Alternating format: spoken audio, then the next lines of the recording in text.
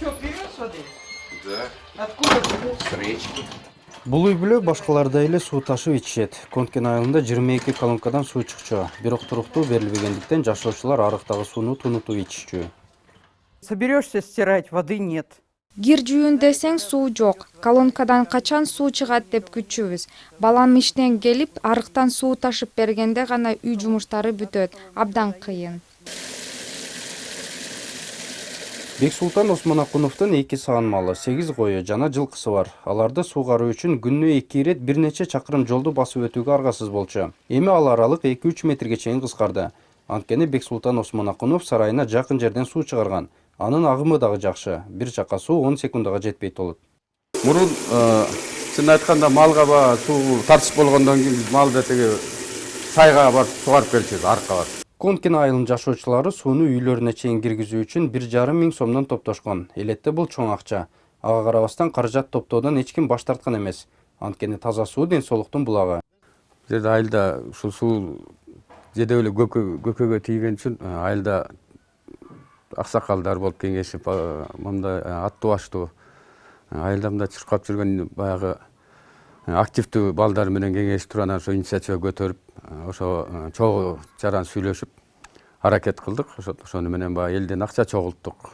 Акча чогултуп, анан баягы эски трубаны кайра эле ошо өзүбүздүн элибизге баягы колунан келген баага сатып, ошол акча менен баштап, ошо мына ошо суубузду жакшынакай бүтүрүп атабыз. Конкен айылында суу маселеси 15 жылдан бери көйгөй жаратып келген. Бирок үстүбүздөгү жылы ысык көл өнүктүрүү фондунан 1 миллион 775 миң сом бөлүнүп, жергиликтүү бюджет 500 миң сомго жакын каражат чыгарган.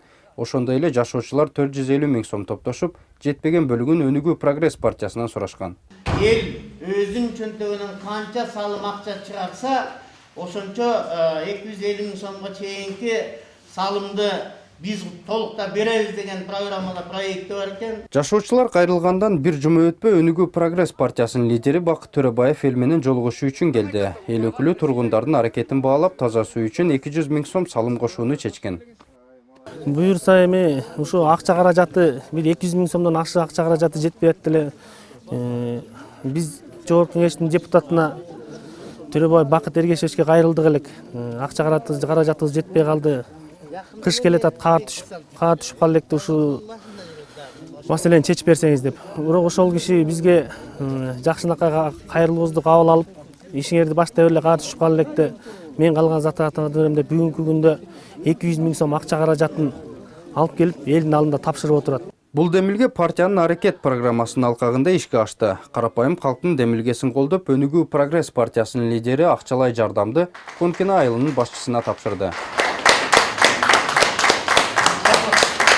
Конкен айылы 142 түтүндөн турат. Жалпы жашоочулардын саны 700 кишиден ашуун. Алардын ар бири 1 гектар 18 сотуктан үлүш жерлерине ээ. Ошондой эле мал багышат. Мында көп улуттун өкүлдөрү жашайт, бирок бири-биринен бөлүнбөй ынтымактуу өмүр сүрүшүүдө. Суу маселесин дагы биримдикте чечишкен.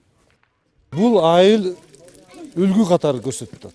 Мына айыл өзүнчө топтолуп, өзүнчө акчаны топтошуп, ушул программаны айылга чейин бүтүрөлүк деп ынтымакта, биримдикте, эч кимден сурабай, эч кимден талап кылбай эле, жол тоспой эле мына жакшынакай маселени чечип атышат. Мен ойлойт элем, мына ушул үлгүнү биз Кыргызстан боюнча жайылтыш керекпиз.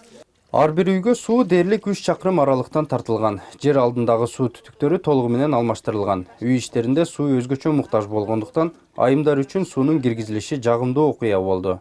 Быйылкы жыл биздин Конкен айылынын аялдар үчүн дагы абдан жакшы жыл болду. Эми ар бир үйдө суу болот го, буюрса мына киргизип атышат, аристон коюп атышат. Аракети чоң элдин дагы.